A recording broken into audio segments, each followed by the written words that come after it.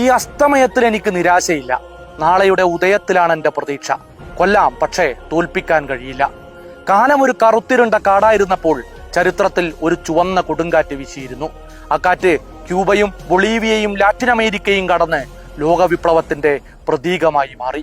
അർജന്റീനയിൽ ജനിച്ച് ഗ്വാട്ടിമാലയിൽ വിപ്ലവം നടത്തി, ക്യൂബയിൽ വിജയം മുഴക്കി, ബൊളീവിയയിൽ എരിഞ്ഞടങ്ങിയ വിപ്ലവ നക്ഷത്രം ഏണസ്റ്റോ റാഫേൽ ഗുവേര ഡിലസെർണ എന്ന ഏണസ്റ്റോ ചെഗുവേര. അർജന്റീനയിൽ ജനിച്ച് പഠിച്ച് ഡോക്ടറായി ലോകത്തിന്റെ രോഗത്തിന് വിപ്ലവം എന്ന മരുന്ന് നൽകി.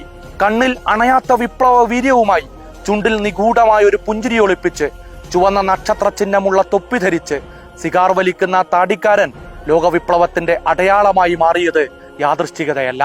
ഉയരാൻ മടിക്കുന്ന കൈയും പറയാൻ മടിക്കുന്ന നാവും അടിമത്തത്തിൻ്റെതാണെന്ന് അയാൾ പ്രഖ്യാപിച്ചു. വിയർപ്പ് തുന്നിയിട്ട കുപ്പായം, അതിൽ നിറങ്ങൾ മങ്ങുകില്ല കട്ടായം. വാക്കുകൾ എത്തും മുമ്പേ അത് പ്രയോഗത്തിലെത്തിച്ച പോരാളി. ഒരു ദിവസം തീർന്നു പോകുമെന്നറിഞ്ഞുകൊണ്ടു തന്നെ അയാൾ യാത്ര തുടർന്നു. ഒടുവിൽ 39-ാം വയസ്സിൽ കൊന്നൊടുക്കിയിട്ടും അയാൾ തീർന്നുപോയില്ല. കൊല്ലപ്പെട്ട ചെ ജീവിച്ചിരുന്ന ചെയേക്കാൾ ആവേശവും വീര്യവുമായി മാറി.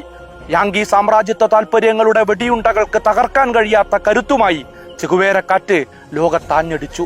ചെ എന്ന പേര് വിപ്ലവത്തിന് തീയൂതാൻ തുടങ്ങിയിട്ട് 58 വർഷം.